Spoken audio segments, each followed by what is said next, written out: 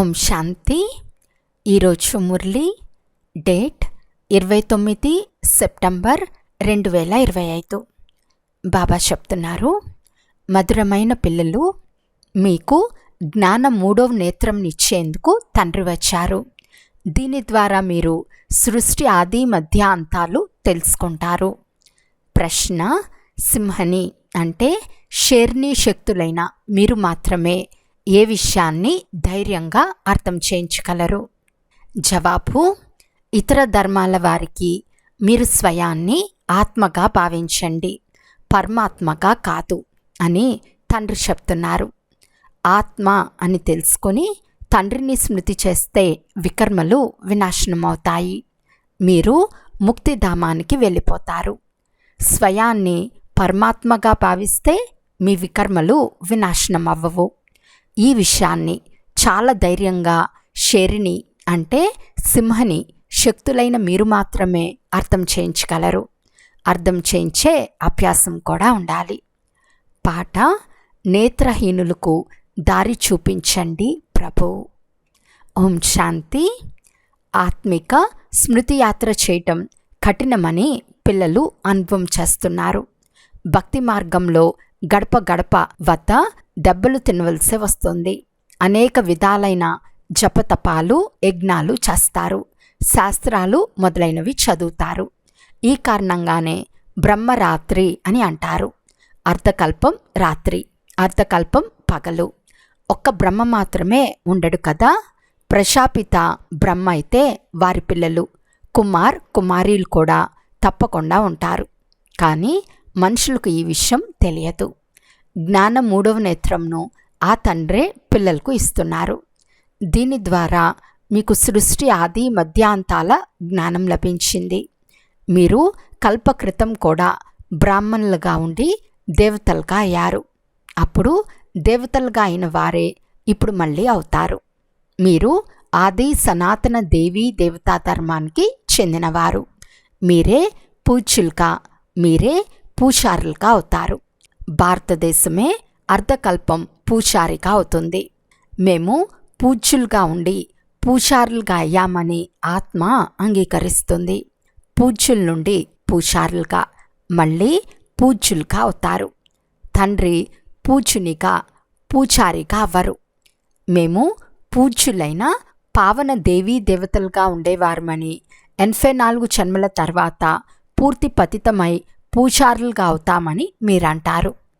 ఇప్పుడు ఎవరైతే ఆది సనాతన దేవీ దేవతా ధర్మానికి చెందిన భారతవాసులో వారికి వారి ధర్మం గురించి కొద్దిగా కూడా తెలియదు.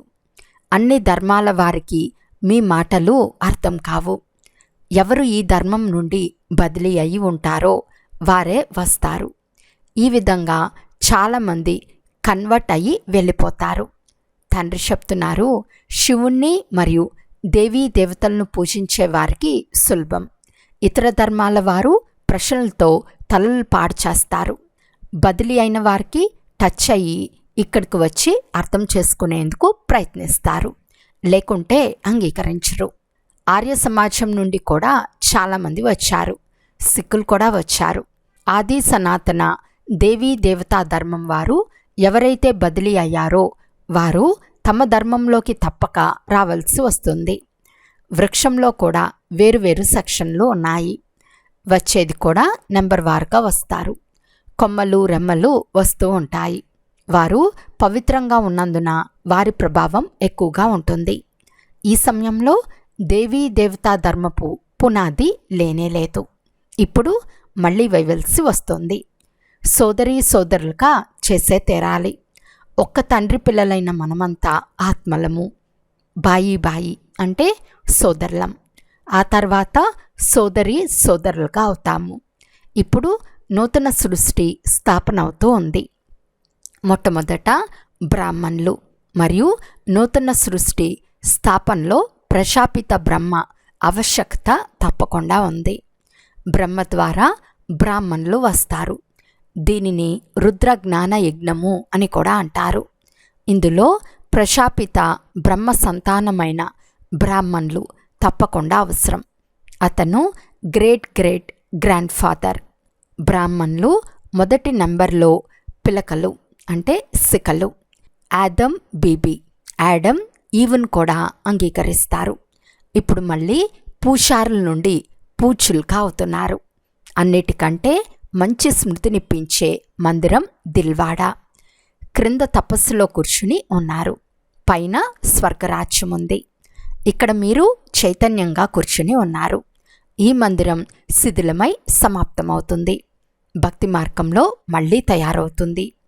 ఇప్పుడు మనం రాజయోగం నేర్చుకుంటున్నామని, మళ్ళీ నూతన ప్రపంచంలోకి వెళ్తామని మీకు తెలుసు. అది జడమందిరం. మీరు చైతన్యంగా కూర్చుని ఉన్నారు. మనుషులు ముఖ్యమైన మందిరాన్ని సరిగ్గా కట్టించారు. స్వర్గాన్ని ఎక్కడ చూపించాలి? అందుకే పైకప్పులో చూపించారు. దీనిపై చాలా బాగా అర్థం చేయించగలరు. భారతదేశమే స్వర్గంగా ఉండేది, ఇప్పుడు భారతదేశమే నరకంగా అయిందని చెప్పండి. ఈ ధర్మం వారైతే వెంటనే అర్థం చేసుకుంటారు. గమనిస్తే హిందువులలో కూడా అనేక ధర్మాలలోకి వెళ్ళి చేరిపోయారు. మీరు వారిని తెచ్చేందుకు చాలా శ్రమ చేయవలసి వస్తుంది. స్వయాన్ని ఆత్మగా భావించి నన్నొక్కరినే స్మృతి చేస్తే చాలు, ఇక ఏమీ చేయనవసరం లేదని బాబా తెలిపించారు. ఎవరికి అర్థం చేయించే అభ్యాసం లేదో వారు ఏమీ మాట్లాడరాదు, లేకుంటే బీకెల్ను అవమానపరుస్తారు. వేరే ధర్మాల వారైతే వారికి మీరు ముక్తిధామానికి వెళ్ళాలి అనుకుంటే స్వయాన్ని ఆత్మగా భావించి తండ్రిని స్మృతి చేయండి. స్వయాన్ని పరమాత్మగా భావించకండి. స్వయాన్ని ఆత్మగా భావించి పరమాత్మను స్మృతి చేస్తే మీ జన్మ జన్మాంతరాల పాపాలు నశిస్తాయి, ముక్తిధామానికి వెళ్ళిపోతారు. మీ కొరకు ఈ మన్మనాభవ అనే మంత్రం ఒక్కటే చాలు అని చెప్పండి. కానీ మాట్లాడే ధైర్యం ఉండాలి. సింహని శక్తులే ధైర్యంగా సేవ చేయగలరు. సన్యాసులు విదేశాలకు వెళ్ళి విదేశీయులను తీసుకొస్తారు. మీకు ఆధ్యాత్మిక జ్ఞానం ఇస్తామని తీసుకువస్తారు. కానీ వారికిప్పుడు తండ్రిని గురించే తెలియదు. బ్రహ్మతత్వాన్ని భగవంతుడని భావించి దానినే స్మృతి చేయమని అంటారు.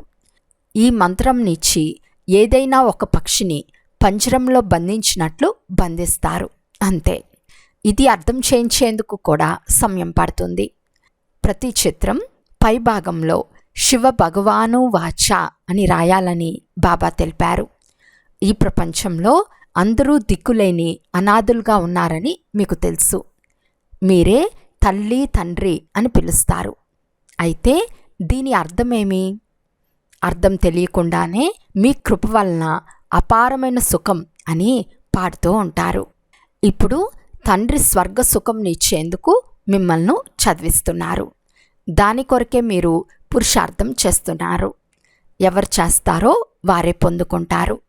ఈ సమయంలో అయితే అందరూ పతితులుగానే ఉన్నారు. పావన ప్రపంచం స్వర్గం ఒక్కటే, అది నూతన ప్రపంచం.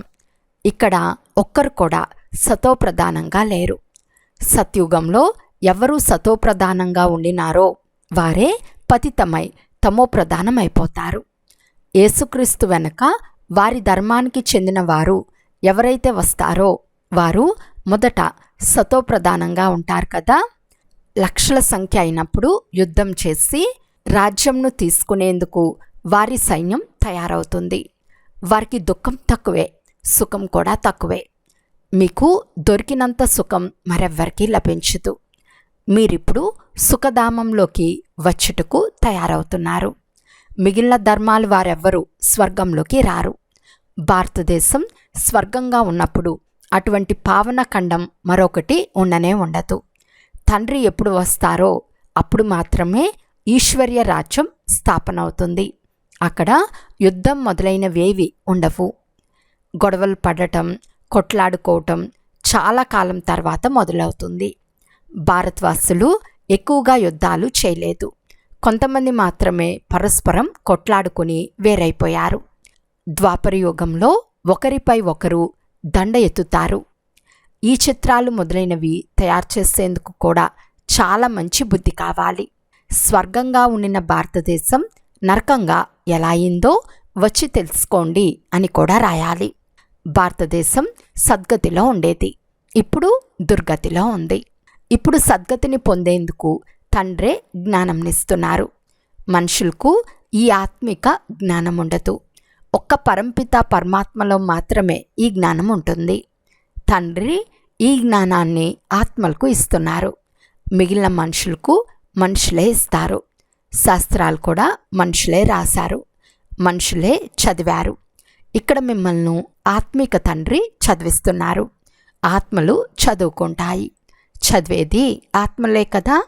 అక్కడ చదివేది రాసేది మనుషులే. పరమాత్మకు శాస్త్రాలు మొదలైనవి చదివే అవసరం లేదు. తండ్రి అంటున్నారు, ఈ శాస్త్రాలు మొదలైన వాటితో ఎవ్వరికి సద్గతి లభించదు. నేనే వచ్చి అందరినీ వాపస్ తీసుకెళ్ళాలి. ఇప్పుడు ప్రపంచంలో కోట్ల కొలిది మనుషులున్నారు.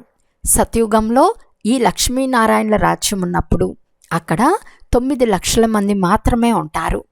చాలా చిన్న వృక్షంగా ఉంటుంది. అయితే ఆలోచించండి, ఇన్ని ఆత్మలు ఎక్కడ ఉండినాయి? బ్రహ్మతత్వంలో కానీ నీటిలో కానీ లీనమవ్వలేదు. ఆత్మలంతా ముక్తిధామంలో ఉంటాయి. ప్రతి ఆత్మ అవినాశిగా ఉంటుంది. దానిలో అవినాశి పాత్ర ఇమిడి ఉంది. అది ఎప్పుడూ నశించదు. ఆత్మ వినాశనం అవ్వదు. ఆత్మ ఒక బిందువు వలె ఉంటుంది. పోతే నిర్వాణానికి ఎవ్వరూ వెళ్ళలేరు. ఎప్పుడు ఆత్మలన్నీ వచ్చేస్తాయో అప్పుడు నేను వచ్చి అందరినీ తీసుకెళ్తాను. తండ్రి పాత్ర చివరిలో ఉంటుంది. నూతన ప్రపంచ స్థాపన తర్వాత పాత ప్రపంచ వినాశనం జరుగుతుంది. ఇది కూడా డ్రామాలో ఫిక్స్ అయింది. మీరు ఆర్య సమాజం వారి గుంపుకు అర్థం చేయిస్తే అందులో ఈ దేవీ దేవతా ధర్మం వారికి టచ్ అవుతుంది. వారు ఈ విషయం రైట్ అని ఒప్పుకుంటారు. పరమాత్మ సర్వవ్యాపి ఎలా అవుతారు? భగవంతుడు అనగా తండ్రి. వారి నుండి వారసత్వం లభిస్తుంది. ఆర్య సమాజం వారు కూడా కొంతమంది మీ వద్దకు వస్తారు కదా, వారిని కూడా నాటు మొక్క అని అంటారు. మీరు అర్థం చేయిస్తూ ఉండండి. మీ కులానికి చెందిన వారైతే తప్పకుండా వచ్చేస్తారు. భగవంతుడైన తండ్రి ఒక్కరు మాత్రమే. పావనమయ్యేందుకు యుక్తులు తెలుపుతారు. భగవాను వాచ, నన్నొక్కరినే స్మృతి చేయండి. నేను పతిత పావనుడును. నన్ను స్మృతి చేస్తే మీ వికర్మలు వినాశనమై ముక్తిధామానికి వచ్చేస్తారు. ఈ నా సందేశం అన్ని ధర్మాల వారికి తెలపండి. దేహ ధర్మాలన్నీ వదిలి నన్ను స్మృతి చేస్తే మీరు తమో ప్రధానం నుండి సతో ప్రధానంగా అవుతారని తండ్రి చెప్తున్నారని వారికి చెప్పండి. నేను గుజరాతీని, నేను ఫలానా, ఇవన్నీ వదిలేయండి. స్వయాన్ని ఆత్మగా భావించి తండ్రిని స్మృతి చేయండి. దీనిని యోగాగ్ని అని అంటారు. సంభాళించుకుని అడుగు వేయాలి. అందరికీ ఈ విషయాలు అర్థమవ్వవు. తండ్రి అంటున్నారు, నన్నొక్కరినే పతిత పావనుణ్ణు. మీరందరూ పతితులే. నిర్వాణధామానికి కూడా పావనం అవ్వకుండా రాలేరు. రచన యొక్క ఆది మధ్యాంతాలను కూడా అర్థం చేసుకోవాలి. పూర్తిగా అర్థం చేసుకుంటేనే ఉన్నత పదవి పొందగలరు. భక్తి కొంచెంగా చేసి ఉంటే జ్ఞానం కూడా కొద్దిగానే అర్థమవుతుంది. చాలా భక్తి చేసి ఉంటే జ్ఞానం కూడా చాలా తెలుసుకుంటారు. తండ్రి తెలిపించే జ్ఞానాన్ని ధారణ చేయండి. వానప్రస్థులైతే చాలా సులభం. గృహస్థ వ్యవహారం నుండి దూరం అవుతారు. వానప్రస్థ అవస్థ 60 సంవత్సరాల తర్వాత వస్తుంది. గురువులను కూడా అప్పుడు ఆశ్రయిస్తారు. ఈ కాలంలో చిన్న వయసులోనే గురువుల వద్దకు పంపిస్తారు. లేకుంటే మొదట తండ్రి, తర్వాత టీచర్. 60 సంవత్సరాల వయసు వచ్చిన తర్వాత గురువు వద్దకు వెళ్తారు. సద్గతి దాత ఒక్క తండ్రి మాత్రమే. ఈ గురువులందరూ ధనం సంపాదించేందుకు పన్నిన యుక్తులు. సద్గతినిచ్చే సద్గురువు ఒకే ఒక్కరు. సర్వులకు సద్గతినిచ్చే తండ్రి అంటున్నారు, నేను మీకు సర్వవేద శాస్త్రాల సారాన్ని వినిపిస్తున్నాను. ఇదంతా భక్తి మార్గపు సామాగ్రి. సీడీ క్రిందకు దిగే తీరాలి. భక్తి పూర్తి అయిన తర్వాత జ్ఞానం లభించినప్పుడు భక్తి అంటే వైరాగ్యం ఏర్పడుతుంది. ఈ ప్రపంచం అంటే మీకు వైరాగ్యం కలుగుతుంది. కానీ ప్రపంచం వదిలి ఎక్కడికి పోతారు? ఈ ప్రపంచమంతా సమాప్తమైపోతుందని మీకు తెలుసు. అందువలన ఇప్పుడు అనంతమైన ప్రపంచాన్ని సన్యసించాలి. పవిత్రం అవ్వకుండా ఇంటికి వెళ్ళలేరు. పవిత్రంగా అయ్యేందుకు స్మృతి యాత్ర చేయాలి. భారతదేశంలోనే రక్త నదులు ప్రవహించిన పిదప మళ్ళీ పాల నదులు ప్రవహిస్తాయి. విష్ణువును కూడా క్షీరసాగరంలో చూపిస్తారు. ఈ యుద్ధం ద్వారా ముక్తి జీవన్ముక్తుల గేటు తెరవబడుతుందని అర్థం చేయించబడుతుంది. పిల్లలైనా మీరెంతెంత ముందడుగు వేస్తూ ఉంటారో అంత ప్రభావం వెలువడుతూ ఉంటుంది. ఇప్పుడు యుద్ధం జరుగుతుంది. ఇంతకుముందు చిన్న అగ్ని కణంతో ఏమి జరిగిందో చూశారు కదా. యుద్ధం తప్పకుండా జరుగుతుందని అర్థం చేసుకుంటారు. యుద్ధం జరుగుతూనే ఉంటుంది. ఒకరికొకరు సహాయకారులవుతూనే ఉంటారు. మీకు నూతన ప్రపంచం కావాలి అంటే పురాతన ప్రపంచం తప్పకుండా సమాప్తమయ్యే తీరాలి. అచ్చా, మధురాతి మధురమైన అపురూపమైన పిల్లలకు మాతాపిత బాప్దాదాల ప్రియస్మృతులు మరియు గుడ్ మార్నింగ్. ఆత్మిక పిల్లలకు ఆత్మిక తండ్రి నమస్తే. ఆత్మిక తండ్రికి ఆత్మిక పిల్లల యొక్క ప్రియస్మృతులు మరియు నమస్తే నమస్తే నమస్తే. ధారణ కొరకు ముఖ్య సారము. ఫస్ట్ పాయింట్, ఇప్పుడు ఈ పాత ప్రపంచం సమాప్తమవ్వనున్నది కనుక ఈ పాత ప్రపంచాన్ని సన్యసించాలి. ప్రపంచాన్ని వదిలి ఎక్కడకు వెళ్ళేది లేదు, కానీ దీనిని బుద్ధితో మర్చిపోవాలి. సెకండ్ పాయింట్, నిర్వాణధామానికి వెళ్ళేందుకు పూర్తి పావనంగా అవ్వాలి. రచన ఆది మధ్య అంతములను పూర్తిగా తెలుసుకొని నూతన ప్రపంచంలో ఉన్నత పదవిని పొందాలి. వరదానము, ఏ ఆత్మకైనా ప్రాప్తుల అనుభూతిని చేయించే యథార్థమైన సేవాదారీ భవ. యథార్థమైన సేవాభావం అనగా సదా ప్రతి ఆత్మ పట్ల శుభభావన, శ్రేష్ఠ కామన యొక్క భావము. సేవాభావము అనగా ప్రతి ఆత్మకు వారి భావన అనుసారం ఫలమివ్వటం. సేవ అనగా ఏ ఆత్మకైనా ప్రాప్తి యొక్క ఫలంను అనుభవం చేయించటం. ఇటువంటి సేవలో తపస్సు కూడా జతలో ఉంటుంది. ఎక్కడైతే యథార్థమైన సేవాభావం ఉంటుందో అక్కడ తపస్సు యొక్క భావం వేరుగా ఉండదు. ఏ సేవలో త్యాగము తపస్సే ఉండదో అది పేరుకు మాత్రమే సేవ. అందువలన త్యాగము, తపస్య మరియు సేవల కంబైన్డ్ రూపం ద్వారా సత్యమైన యథార్థ సేవాదారిగా అవ్వండి. స్లోగన్, నమ్రత మరియు ధైర్యత గుణాన్ని ధారణ చేస్తే క్రోధాగ్ని కూడా శాంతమైపోతుంది. అవ్యక్త సూచన, ఇప్పుడు లగ్నం యొక్క అగ్నిని ప్రజ్వలితం చేసి యోగాన్ని జ్వాలారూపంగా చేయండి. ఇప్పుడు నిర్భయ జ్వాలాముఖిగా అయి ప్రకృతి మరియు ఆత్మల్లో ఏ తమో గుణముందో దానిని భస్మం చేయండి. తపస్య అనగా జ్వాలా స్వరూప స్మృతి. ఈ స్మృతి ద్వారానే మాయా లేక ప్రకృతి యొక్క భయంకర రూపం శీతలంగా అయిపోతుంది. మీ మూడవ నేత్రం జ్వాలాముఖి నేత్రం మాయను శక్తిహీనంగా చేసేస్తుంది. అచ్చా, ఓం శాంతి.